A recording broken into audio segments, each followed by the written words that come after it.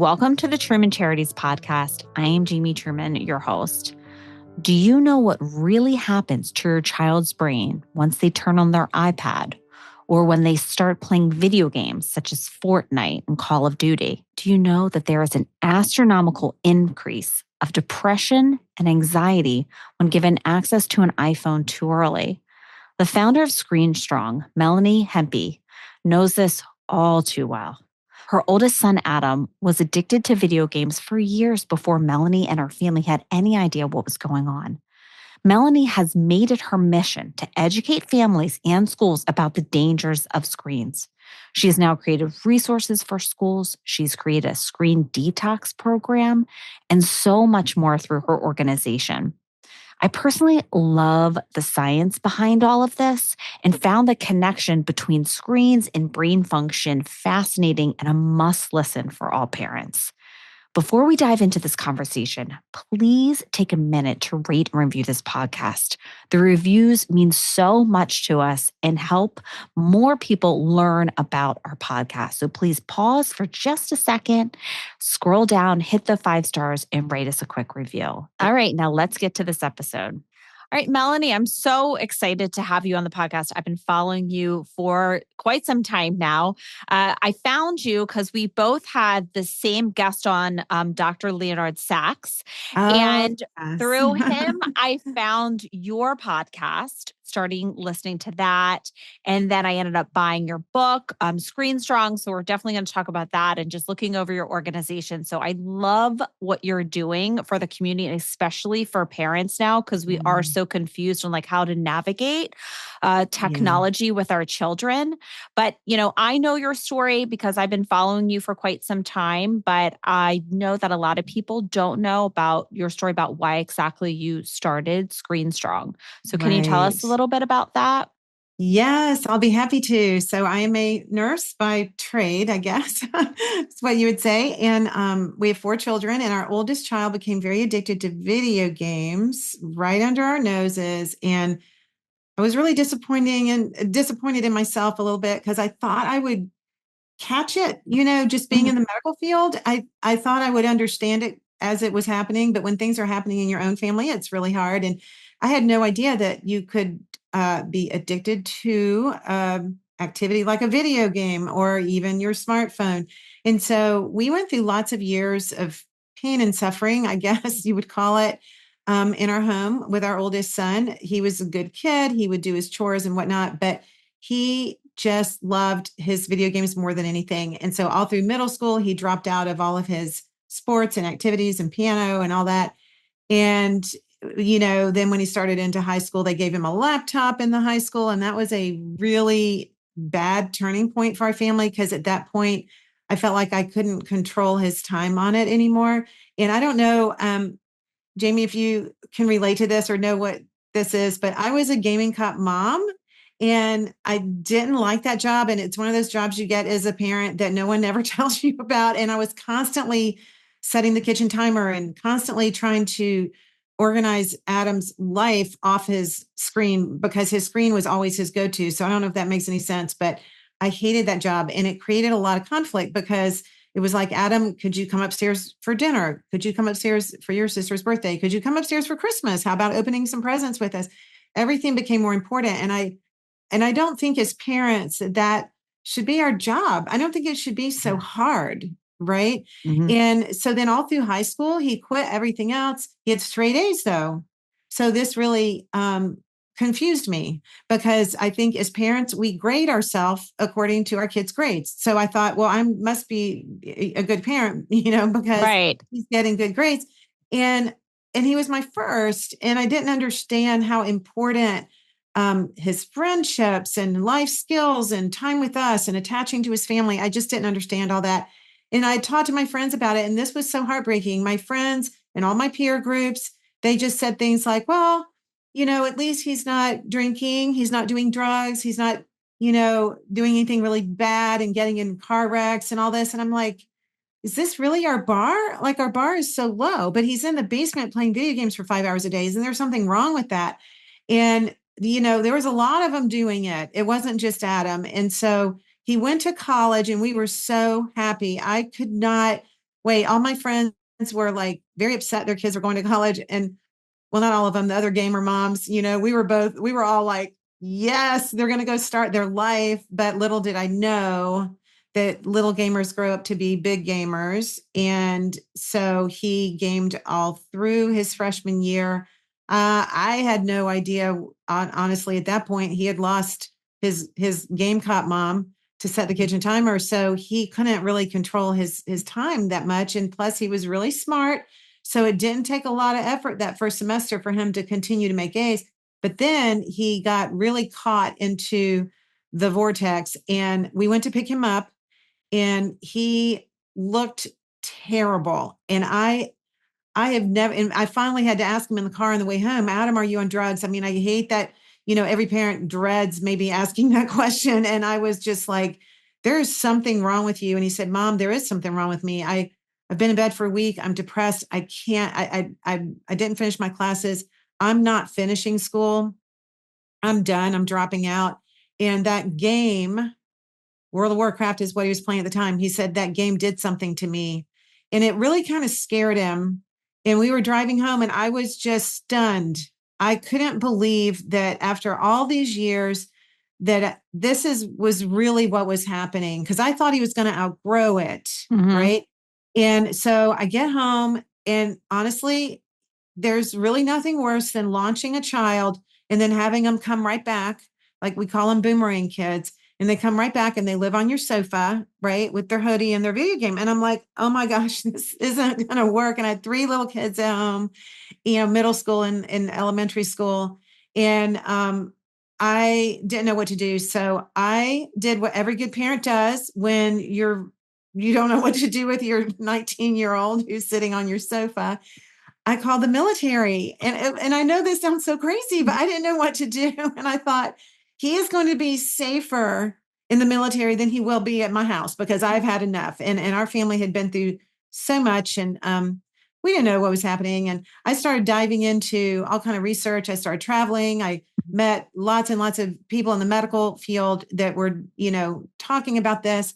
And I discovered that we were in a full-fledged gaming addiction. This is what we were dealing with. He had all the signs, all the symptoms, everything about it. It's like a process addiction, like gambling, like pornography, like all those kinds of addictions. They all fit in that same path in a kid's brain. But I called the military. They came. They came to the house. It was so great.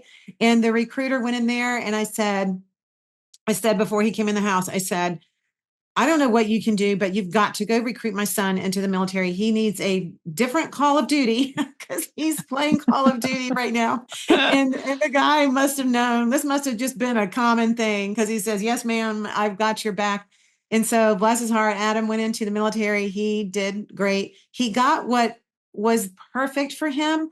At the time, I didn't realize it, but I soon learned that what he needed to get him off of his addiction was the detox.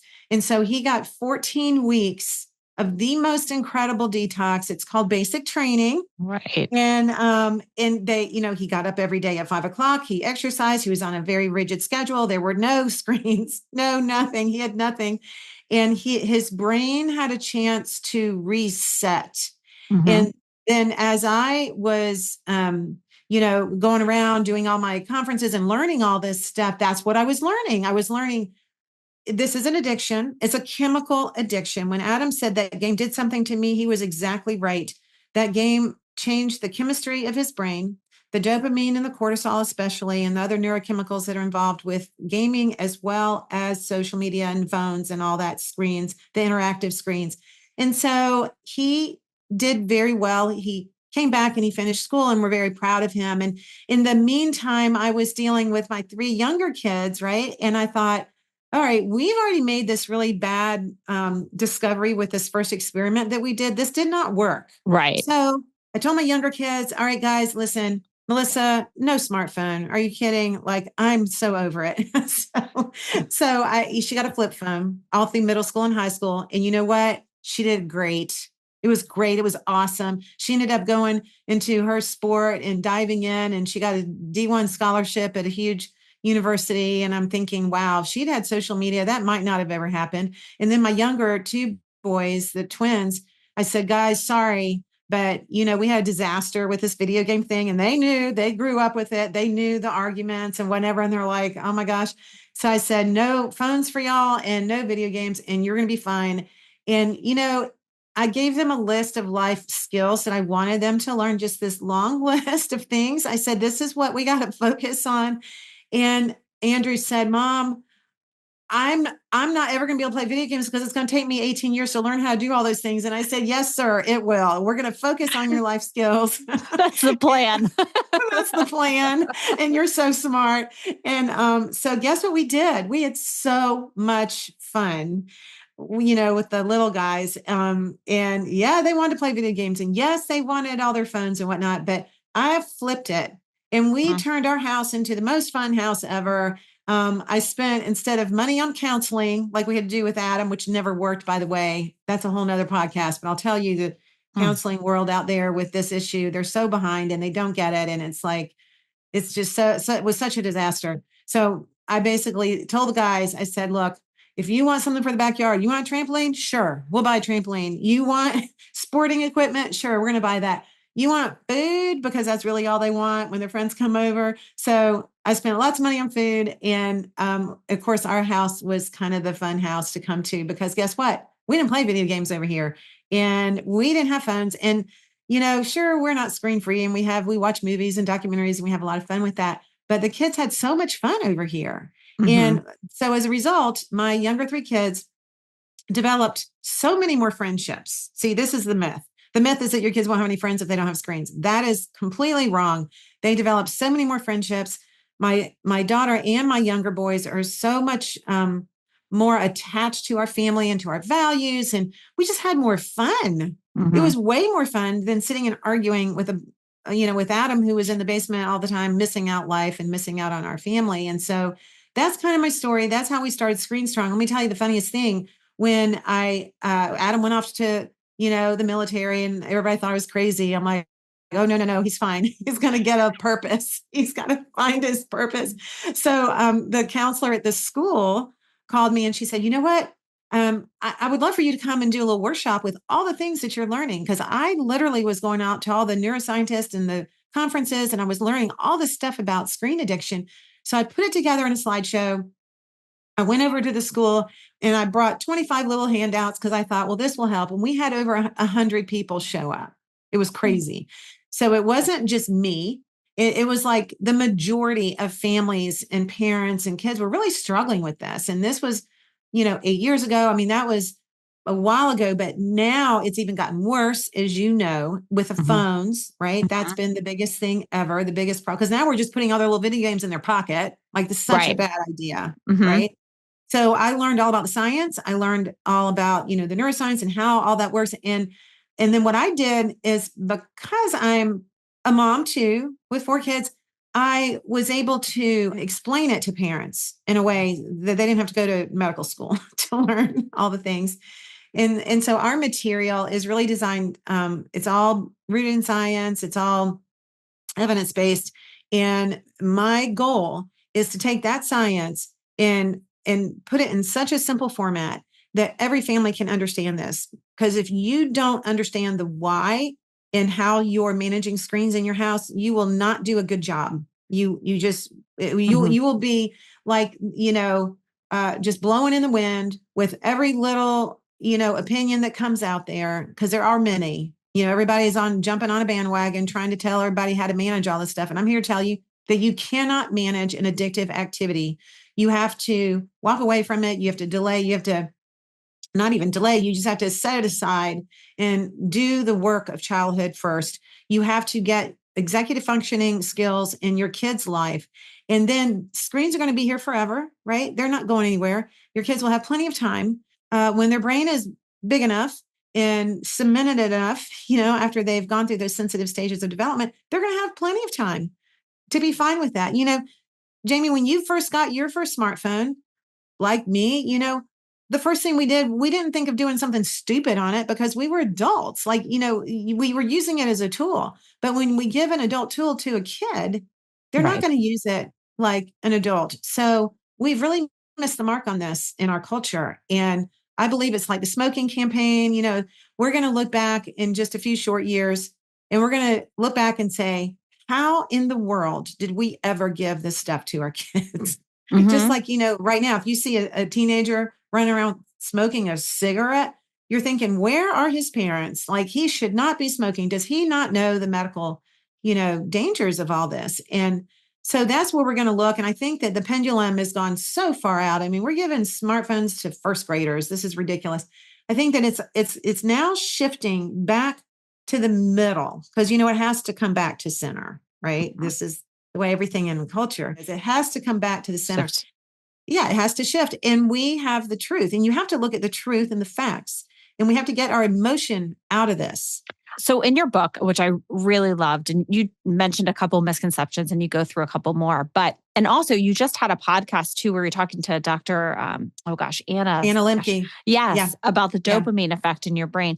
And in your book, you go through like very simplistically, which I like, that's how you're saying it. So like the everyday mom and dad can understand.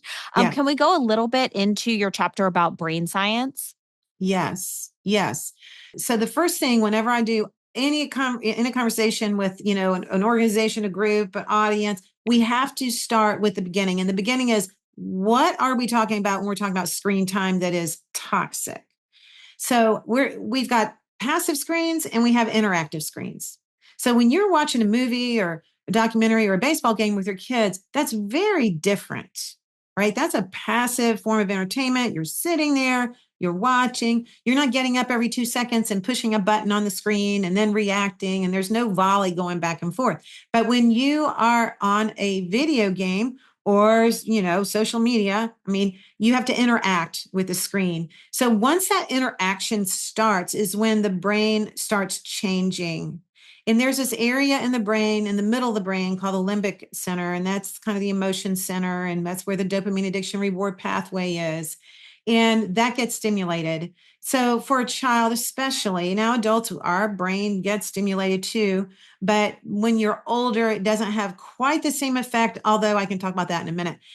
So for a child, when they are overstimulated in that area of their brain, really after about 20 minutes, the frontal cortex starts to shut down. Now, mind you, the frontal cortex is not fully connected. So we really don't need it shutting down. Like, that's a really bad idea to give your kids things that are going to shut down their frontal cortex. And when I say that, that's the reasoning center of the brain. And it's the fight flight that gets triggered. So, when you're running in the woods and, there's a bear chasing you, your fight flight mechanism is triggered and you get tons of adrenaline and you get a lot of energy and you get overstimulated and you're not really worried about your grocery list or your homework because that's not going to save you from the bear. So when a kid is on a video game or they're on social media, for a girl, it's the same with the social media. She's very nervous. She's puts her content out there and she doesn't know if anybody's going to like it. And her adrenaline kicks in and that fight or flight system kicks in. And so now they're stressed. And so the whole science behind it is we are stressing our kids not only mentally, and emotionally, but chemically. They are being stressed chemically. Their cortisol is going up, the dopamine is going up, and then they go to math class. It's like they're a wreck, right? And the teacher calls you and says, "Jamie, I think you need to go get your kid tested for ADHD, right? It's called acquired ADHD because they've been on screens too much, maybe even in the morning, even before they even go to school, they're playing Fortnite and they're getting all revved up." And so the other thing about brain development that is really important to understand is that it takes 25 years for the brain, for the frontal cortex part, the reasoning part to be fully connected. And through puberty, parents get really confused because they think their kid is so mature because all of a sudden they're acting mature and they're saying mature things and they're saying adult things. And it's like, oh my gosh, and he's so smart. And you can't even do math anymore that your kids can do, right? Your kids are so smart. But we confuse intelligence with maturity all the time. And just because they're intelligent doesn't mean they're mature. And this is probably the biggest message initially that I want parents to understand, that their brain is not developed. They are not mature. They are not wise. They need you. They need a coach. They need guardrails. They need somebody to say no. You know, the word no is like the best word in the English language, right? Human I language. use it a lot. Oh, good, good, good. And so they need somebody to say no. So that brain development, what's happening is with all of the chemicals that are being released, right, in the limbic area, isn't natural. So, you know, like with Anna Lemke, when she talks about dopamine, we cannot live up here in this unnatural amount of dopamine for any period of time because we will get sick. We will get addicted to that thing that we are doing, whether it's eating donuts every day or playing Fortnite or getting on TikTok. That amount of dopamine is not sustainable. And so what happens is our little kids' brains are thinking, oh my gosh, now I've got too much dopamine on board. Now I'm going to have to stop making so much dopamine. And then what happens, because, you know, the brain is trying to get in balance all the time. So then what happens is they get depressed. They don't have enough dopamine. Now, normal activities like going outside and hanging out with your friends and reading a good book, that is not fun anymore. And they're depressed. And, you know, when Adam was in 8th grade, he put on his Christmas list that he wanted antidepressants. Really? Who does that? Like, I didn't even, was that not a sign that he was in trouble? I didn't even know, like, why is he depressed? He's playing his video game all the time. That's the only thing he likes to do. He must be happy. But he was depressed. Gamers are of the most depressed kids in our country. There's so much suicide around gaming. It's not even fathomable. People don't understand that we are depressing our kids. So even if you have a 10-year-old and they get on Fortnite, which they shouldn't be, obviously Fortnite is for more mature than 10, but we don't follow the game ratings and no mom does. It's crazy. Half the time we don't even know what they are. So he's getting very hyped up and very overstimulated. And then he goes to school and he can't pay attention. And then he starts to do worse in school. And then he gets kind of labeled by the teachers as kind of a hard kid to deal with. And it's all because his brain is being exposed to high dopaminergic activities and, you know, that he shouldn't be exposed to. And the other thing about dopamine that I want to make really clear with parents, because most parents don't know this, dopamine is produced by your brain. It is a chemical that is produced that we produce. It's good. We need it. If we didn't have dopamine, we'd die because we wouldn't get up and do anything like eat. So we need dopamine. It's very important. But a lot of people think that, like, if you take cocaine or heroin or any kind of drugs, that adds more dopamine to your body. And that is not how it works. When you are on cocaine, what it does is it inhibits certain receptors, certain dopamine receptors in your brain. So your brain thinks that you don't have enough dopamine. So the brain makes more and dumps more dopamine. So when you get high, you're really getting high on your own supply of dopamine. Does that make sense? It's not a chemical that's coming in. It's making your body make more dopamine. And that's why we say gaming and social media is just like a drug, because it's making your body, and especially if you're a teenager and a young kid, it's making that, it's, you know, you're getting high on your own dopamine. So that's why parents get confused, because they think, well, he's not taking a drug. Well, yes, he is. It is a drug. And this is what Dr. Lemke talks about, how, in fact, in her book, if you look in the illustration, she's got video games and social media. Like, those are the two things that are really causing a lot of dopamine to be released.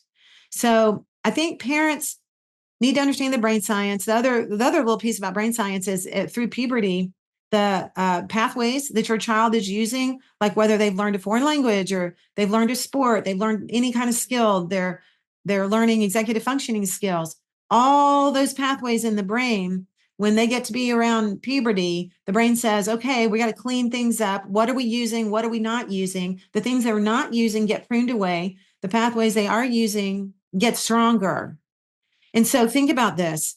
If you have a gamer who's 10 years old, 12 years old, 14 years old, and they've been gaming for, you know, I don't know, 5 hours a day or 2 hours a day for the last 2 or 3 years, those are the pathways that the brain is going to keep. And the other pathways like baseball and reading and math and music, those get pruned away if they're not being used. It's pretty simple because the brain is constantly trying to improve itself. So parents don't understand that. When I learned that, I was just shocked and I just felt terrible because I allowed Adam to pave all the wrong pathways. So I didn't put my foot down and make him have some grit around not quitting things. And so with the younger kids, they did violin, they did piano, and they did sports, tons of sports. And quitting was not in the picture. Nobody quit anything. And because I knew that if I could just get them through middle school, that by mid high school, they were going to be on the other end of this thing. And then they would start those pathways and those talents and those activities would become things that they like to do. Does that make sense? So Mm-hmm. if you can postpone the addictive things and put those hard things in your kid's life, they don't, kids are so good at doing things, I mean, it's not that hard. And then by middle school, they're frustrated because they're like, Mom, I want to quit piano. Well, let me tell you, by 10th grade, ninth grade, 10th grade, the boys were at the dinner table one night, which was another thing we did different. We had big dinners every night. Like that was something I made happen in our house with the younger kids. And Andrew said one night, he said, Mom, when you're in eighth grade, everybody makes fun of you for playing the violin. But when you're in ninth and 10th grade, he said, everybody thinks it's kind of cool. I'm like, yeah. And he was talking about the girls. And I'm like, yeah. He said, the girls really think it's cool when you play the piano. I'm like, yeah, they do. Yeah. And so now they're in college. They just started college and they're like, thank you so much for never letting me quit. Because I would have quit. I'm like, I know you would have because you're a teenager and you don't know what you're doing yet. And you need me. And so we laugh about it all the time. And they're really great. You should have them come on your podcast because now they talk about what it was like growing up without this stuff. And Jamie, it's only 48 months of high school. I mean, can we not do something for 48 months? It's like so easy. That is the solution to the screen problem is that you've got to say, no, you cannot say, oh, we're going to moderate it. And we're just going to play a little bit of Fortnite every weekend because, they did their homework and I'm going to give it to them for a reward. That Mm-hmm. is such a bad idea.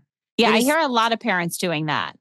They're Yeah. like, And what they well, don't we'll let them understand. reward it on the weekends. No. Would you reward them with a keg of beer? How about reward them with some heroin? Like, we don't do that. We don't reward our kids with things we don't value and things that are addictive because we know that 90% of every adult addiction started in the teenage years.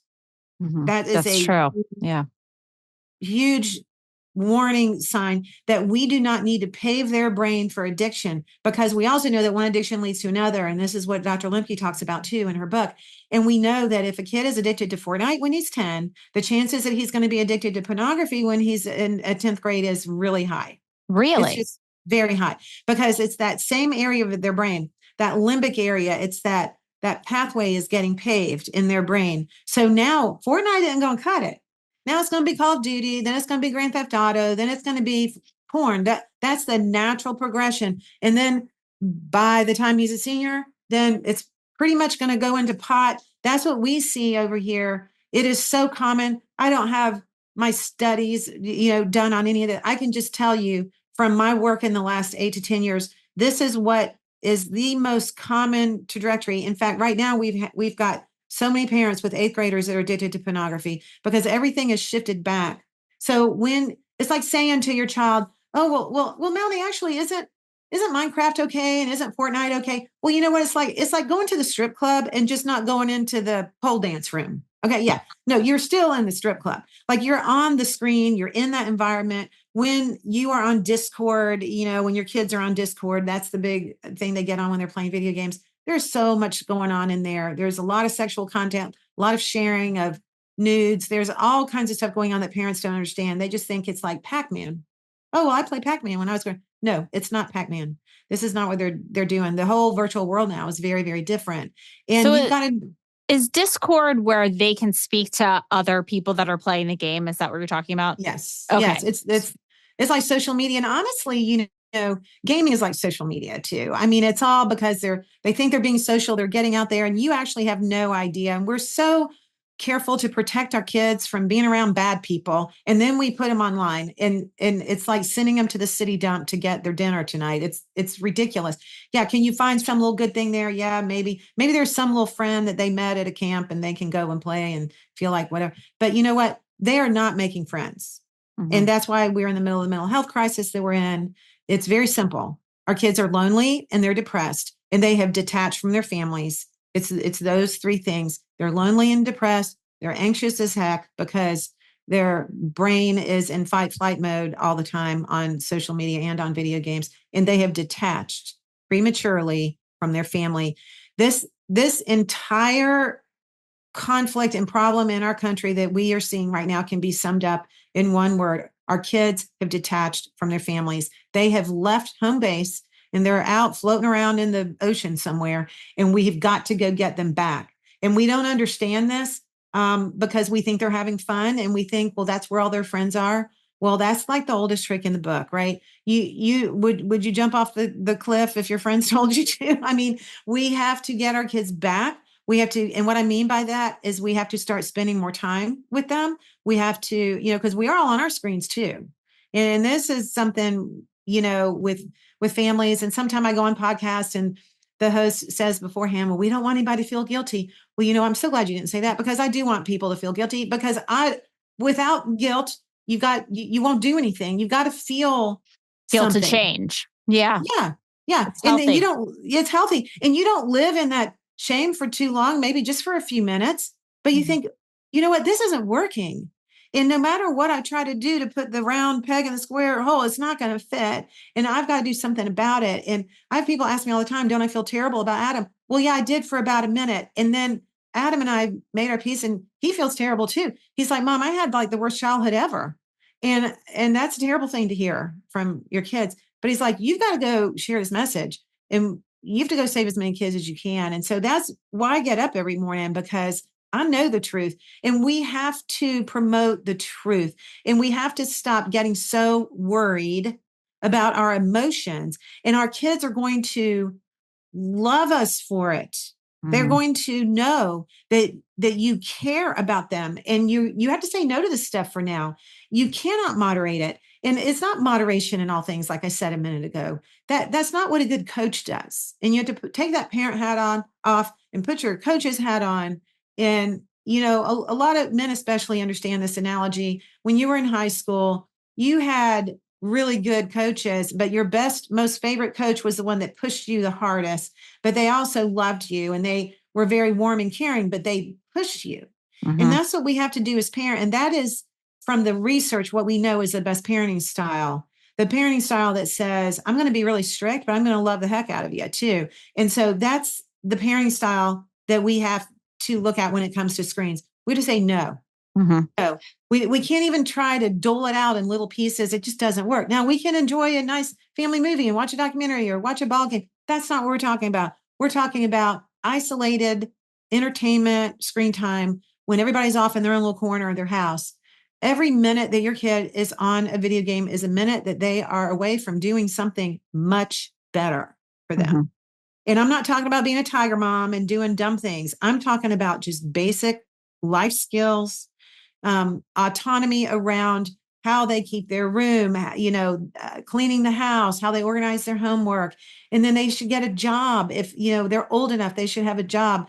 They should be participating a whole lot more in your family life than they are, because any hour that they spend on a screen is an hour taken away from a more healthy hobby, something to physically get them out of that sedentary lifestyle that they're in. Running around the block is better than playing Fortnite. Doing jumping jacks is better than playing Fortnite. Actually, doing nothing is better than playing Fortnite and getting on social media, because our kids don't have enough time doing nothing. And I'm talking about just real downtime to think and to be comfortable with the silence and be comfortable in your own skin. And until we get back to that, if we continue to offer a dozen donuts for dinner every night, they are going to eat the donuts and they're not going to eat dinner. They're not going to eat the healthy stuff. So we've got to get rid of the donuts and we have to have fun doing the healthy stuff.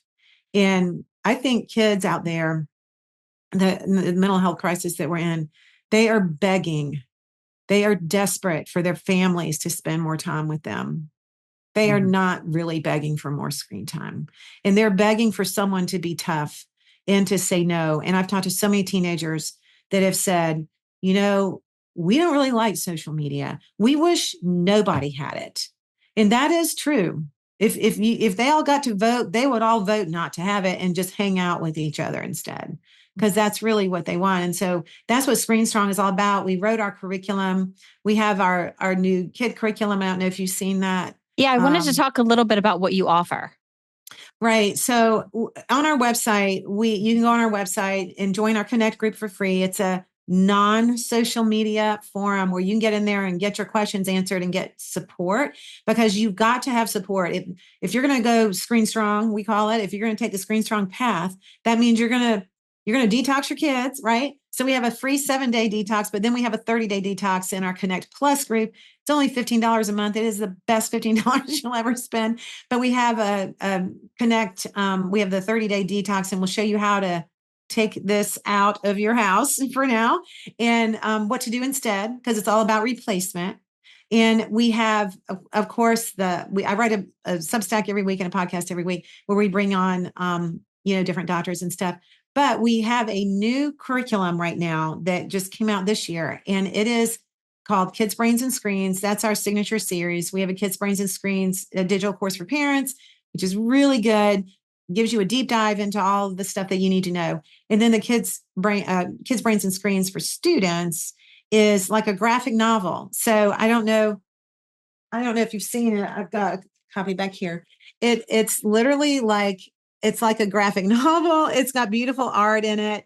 And we're basically explaining to kids all this brain science and dopamine. I have some wonderful stuff in here for kids to understand dopamine. So mom and dad, you are no longer the bad guy. We're going to talk about the science. We're going to quit being all emotional and get argumentative about it. We're going to look at the brain science, and we're going to say, this is the science. This is what's the best thing for your brain. And what middle school kid really doesn't want to have a healthy brain? They don't like to feel like they're being tricked. And they need the science. They don't need you to say, just because I said so, right? That you need to explain it to them. So we have the Kids, Brains, and Screens. If you go on our website, you can get the little bundle on there where you get the parent course and the kids course. And we have a new piece that's coming up. It's coming up on the site either tomorrow or Monday, and it is how to have a phone-free school. So this is something else that you can do. You can take this to your school administrator and say, we need to get smartphones out of our school so our kids can actually have social time together. We have a beautiful poster series that goes with that you can, as a parent, you can just go get those posters and put them in your school. Like, they're so great because it talks about overuse and warning signs, and it's done very tastefully. The posters match the curriculum. So those are the main things that we have for parents. So we're all about education and we're all about community, and we provide both very well. We're going to educate you. You are no longer going to feel like you don't know what you're doing, right? Because don't you think that that's the big thing with parents? I think that they're so stressed. And I'm like, no. You don't need to be stressed. The answer is so simple. It is so simple. You have everything you need, and by tomorrow you can start making changes. Like, it doesn't take that long. You have everything you need. And just like Leonard Sachs says, virtue begets virtue. So what you do now, chances are much greater that your kids are going to be much better off if you don't give in to the culture on this issue. Your kids will not hate you. I promise. They'll get mad at you for a minute. They may slam their door and say ugly words, but who cares? We don't care about that. When you're a coach, your team may get disgruntled and they don't want to do jumping jacks, and they don't want to do their core exercises, and they don't want to run, but you know what? They do it anyway. And they may complain, and that's okay. But can you imagine if every good coach out there, I mean, think of all the professional coaches out there, if they just got all up in their team's drama. Oh, well, let's vote today. Do we want to do laps? I mean, are you kidding? Right? That's how you have to approach this. There's no voting.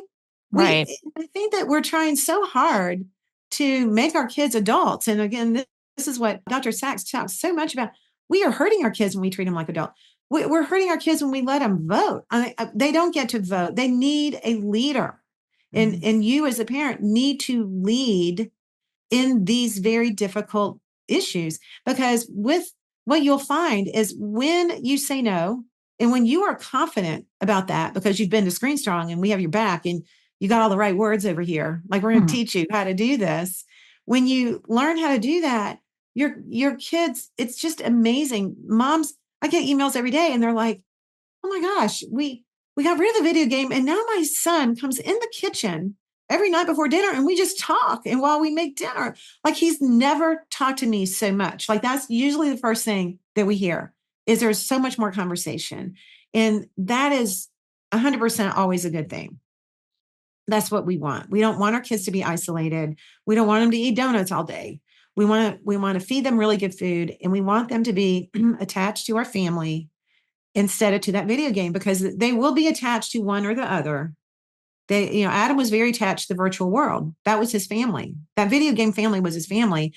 And you know what? To this day, he doesn't know those people. He has no relationship with them. Mhm. The relationships we have are built in real life. And it takes 200 hours to move an acquaintance to a good friend. And that's 200 hours of in-person time, not virtual time. Virtual time doesn't count. And the reason why you and I, might have friends on social media, which I really don't have, I'm really bad at social media. I'm like over it. But the reason why we did fine with it is because we had built all those friendships in person first. Right. And then we can kind of keep up with people. But social media is designed to keep up with people. It's not designed to build deep relationships. And when you're talking about teenagers, they don't even know how to do that to begin with. So we have to teach them how to do that the right way in person, and make your home the home that's going to be the fun house where your kids and their friends will all want to come. And to this day, my younger kids have so many friends. And that is the biggest gift that you can ever give your kids, by the way, is the gift of knowing how to really make good friendships. And I told them when they were little, I said, if you have one best friend your whole life, you were blessed, because most people don't even have that. Right. But they have way more than one. And that's the biggest difference. I will tell you that growing up without video games and social media, first of all, they know all about video games and social media. They are not sheltered. The kids that are sheltered are the kids that are growing up with video games and social media. They're very sheltered because they don't know how to do real life. They don't even know how to go into the grocery store and ask, where the orange juice is. Like, they're scared of people. Like, they can't. And so kids that grow up without all that, they are not sheltered. They are doing things on their own. We let them ride their bikes to get their haircuts when they were 10 years old, and everybody thought I was crazy. I'm like, no, no, no. They're going to get out there in the real world. So they're going to have more friends, and they're going to be more connected to your family, because your Mhm. family is really going to be your family. That's who they're going to go to. They're not going to go to Google to ask Google about what to do in a hard situation. They're going to call mom. And Adam goes to Google, right? But Andrew and Evan call me and my husband. And the other kind of cool thing, anecdotally, little story, is when they were in high school, when the twins were in high school, they ended up, because they didn't have social media. And by the way, they both say to tell parents that it's a big myth that you get made fun of all the time, because you don't. Middle school, you get made fun of for everything. But in high school, nobody cares. Right. So this whole thing that, I'm so worried my kids are going to get made fun of because they don't have social media. Andrew says, get over it. That's not even the thing. Nobody cares. In high school, being different is great. Like, because you spend your whole time being like everybody in middle school, and then you go to high school and it's really cool to be different. So it's really cool not to have social media in high school. But they both were in student government. And this is really interesting. I think the reason why is because they knew everybody, like, they knew their name. Right. So Andrew was the senior class president, and their senior year, Evan was the student body president. Well, how do they do this? They didn't have social media, but they ran a campaign without it. They passed out little stickers and they got to know everybody. And it was like, oh my gosh, this is so funny that the two kids who were the least likely, you would think, to be able Right. to run a campaign, right? They did great. And it was like not even a runoff. Like, so I'm not bragging about that. I'm just telling you the outcome is unbelievable what happens when kids don't have this. They actually, I tell Andrew and Evan all the time, y'all are just normal kids, but you look really not normal because you can do all these things, but you got the world in your hand. You can do anything because you know how to have a conversation, actually, and you can make eye contact with people. And that's really what it's about. And that's what our job is as parents, our job is to equip our kids and give them those advantages of Those being real tools. people. Yeah. And the tools, and to feel comfortable in your own skin, and to get over that in middle school. And mom and dad and grandparent out there, please, please, please, if you have a gut feeling that something isn't right with all these screens in your house, please, please follow it. I wish I had followed it with Adam. I had no clue about the science. I didn't understand, but I had a gut feeling that something was wrong. And I didn't figure it out in time with Adam. And I'm just telling you, there is something wrong. If your kids are having meltdowns when you take the screen away, there is something wrong.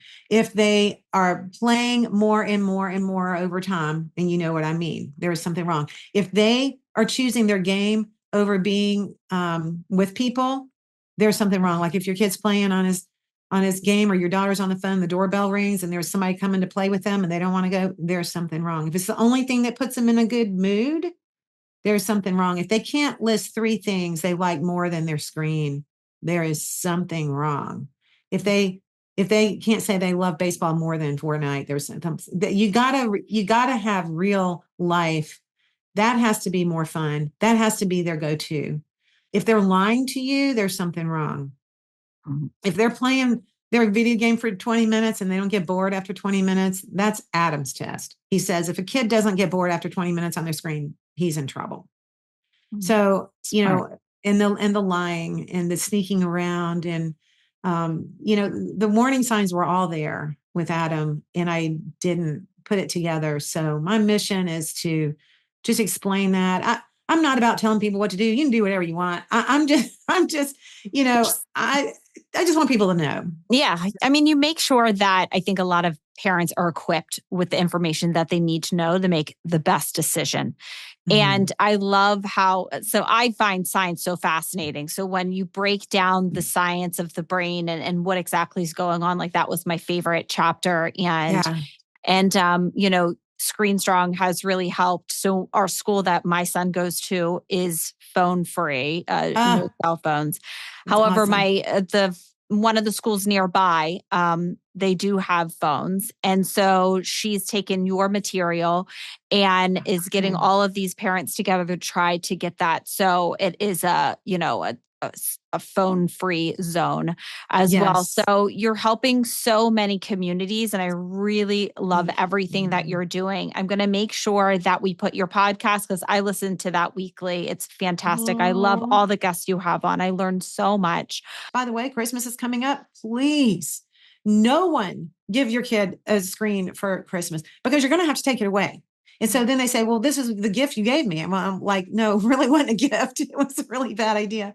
So you just have to own up to it. And then the other thing you got to do is get over it. And we cannot be emotional about it. So, especially for moms, it's really hard because it's like the only thing they want. And those big brown eyes are looking at you and you're just melting, and you get, no, you got to be firm, and you cannot get emotional about this one. Yeah. And I do think that, at least in my experience with my one son, when we took it away, I said, I made a mistake. No more iPad. It's gone. And he gave me, and he would talk about it a lot, and Yes. now never even mentions it. Doesn't even Isn't that great? go Yeah. through his head to even think to ask for it. And so what you did is you retrained that habit. And the way, old habits never really die, right? We know that, but we retrain a new pathway. That's how you get rid of the bad habit. And so I'm so glad you said that, because with our younger kids, that pathway never got paved. The go to the iPad, go to the game, go to the phone. That just never got paved. So now that they're in college, it is fascinating to listen to them talk about this, because the big thing is, well, they're going to binge and go crazy, right? Well, let me tell you who's going to binge and go crazy. And that forbidden fruit thing, that's Adam. Those are the kids that grew up with it. They're going to just get worse when they go to college, because college is a transition period. And during transitions, we revert back to the easy street, right? So the easiest thing for Adam, instead of getting out and awkward and meeting new people, the easiest thing for him was to revert back to his video game. And so that pathway for your son, you cut it off pretty soon, pretty early. Yeah, it was a And couple weeks. I was just noticing his patterns, and I was like, okay, this is acting yeah, strange. right. But the longer they develop that, the harder it is. So if you have a 14-year-old, it's going to be much harder to take their game and their phone away than it will be, when they're 7. Right. Exactly. So but I don't want anybody to think that it's ever too late, because it's never too late. Like even with Adam, when he was in 10th grade, if I had just taken it away in 10th grade, we would have had 2 years to rebuild some pathways before he went off to college, 2 years to help him learn some new activities, 2 years to replace that. But we didn't, because I didn't know what I was doing. But so with the younger kids, I was like, look, we're not going to pave these addiction pathways right now. So by the time they're 18 or 19 or 20, they are more mature. They can make better decisions. And because we filled their life with really healthy things, those are the things they're still doing.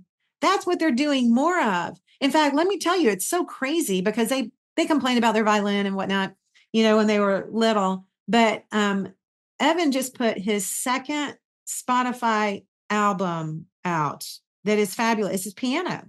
He's done 2 albums now, and Andrew is in the symphony at his school. I'm like, how did that happen? You complained about it when you were growing up, and now that's what you're doing. Isn't that? I mean, I'm just between you and me. I'm just like giggling inside because they wanted to he quit. he wanted to quit. Yeah, but he loves it.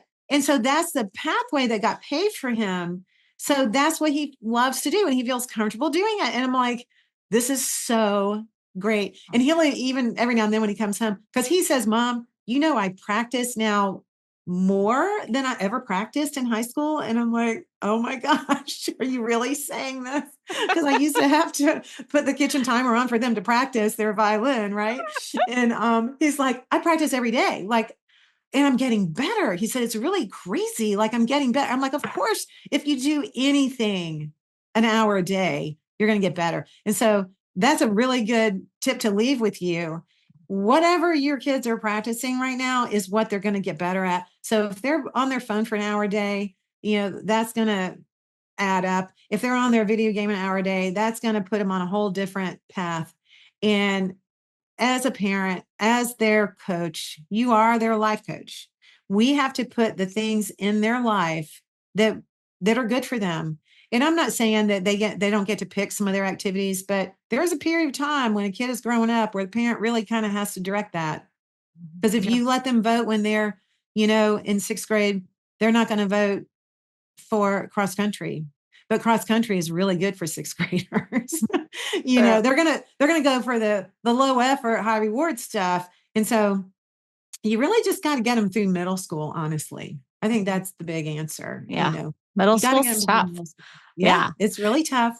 And then by the time they get to high school, they are well on their way. But I'm telling you, Andrew and Evan never had social media all through high school. Best thing ever. They had a flip phone, when they were 15, but they could just text. They could not. I fixed it so they couldn't send photos. I don't think any child needs to send photos at all. If they need to send something, they can use your phone. They don't need access to that. That's the big disaster. So, get a flip phone, get a Gab phone. We like the Gab phone. Go on our site and learn more about that. You use the code STRONG, you get a really good discount. And then we love Canopy. I'll just say Canopy is my favorite filter because it filters everything out before it ever gets to their phone right now. And to all of our computers in our house, we have it. And go on the site and look up that too. I've tried them all. And I have my little test group of 8th graders and they can hack everything, but they can't really hack Canopy. So.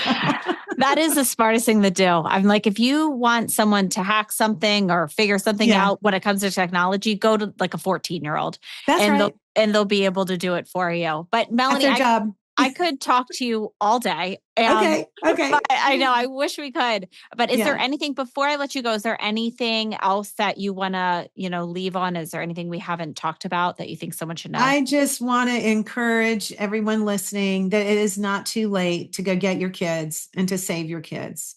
It is not too late. I don't care how old they are.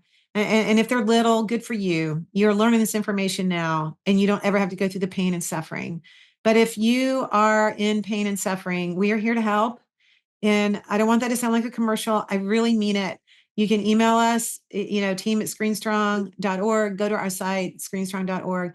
We have over 100 ambassadors that we have trained. And if you feel very passionate about this and you want our slides and you want to know how to get out into the community, into your school, please contact us. Our ambassador program is fabulous.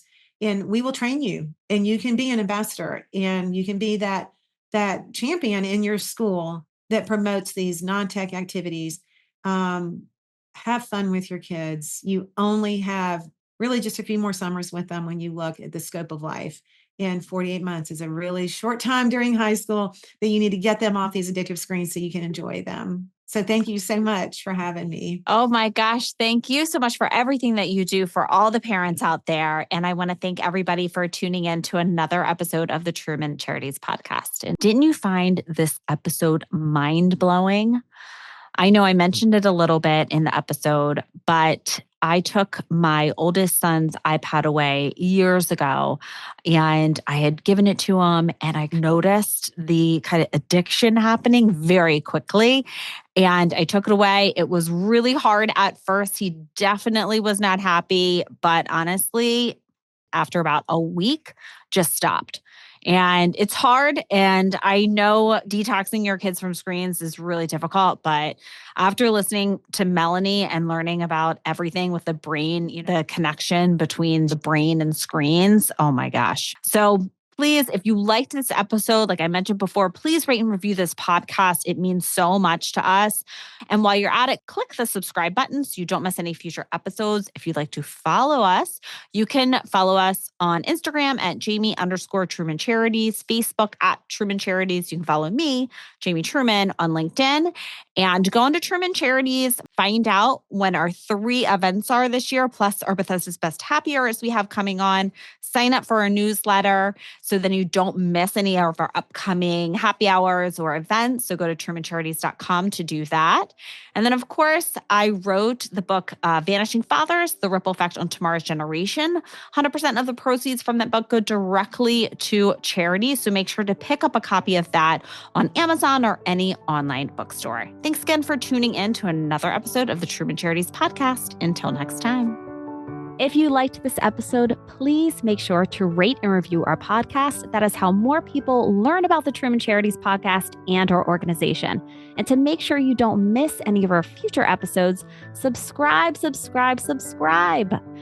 If you'd like to follow Truman Charities, you can follow us on Facebook at Truman Charities, Instagram at Jamie_Truman Charities, and check out our website, trumancharities.com.